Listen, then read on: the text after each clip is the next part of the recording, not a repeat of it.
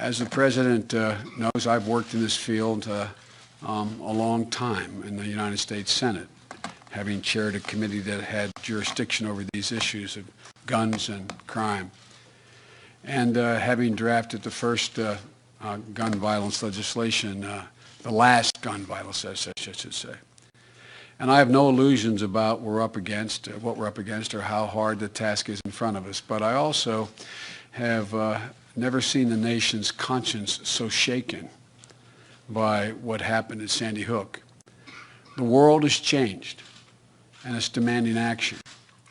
It's in this context that the President asked me to put together, along with Cabinet members, a set of recommendations about how we should proceed to meet that moral obligation we have. And toward that end, the Cabinet members and I sat down with 229 groups, not just individuals, representing groups, 229 groups, from law enforcement agencies to public health officials to gun officials to gun advocacy groups to sportsmen and hunters and religious leaders.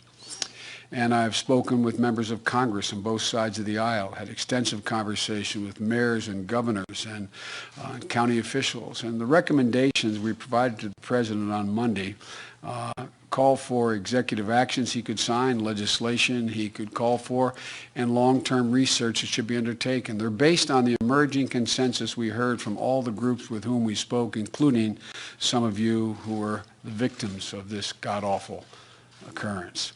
Ways to keep guns out of the wrong hands, as well as ways to take comprehensive action to prevent violence in the first place.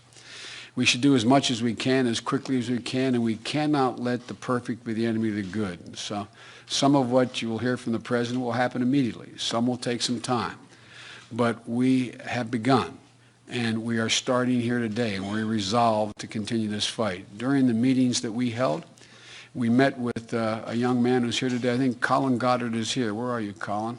Colin was one of the survivors of the Virginia Tech massacre. He was in the classroom. He calls himself one of the lucky seven.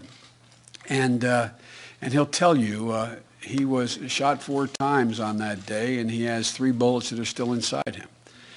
And when I asked Colin about what he thought we should be doing, he said, I'm not here because of what happened to me.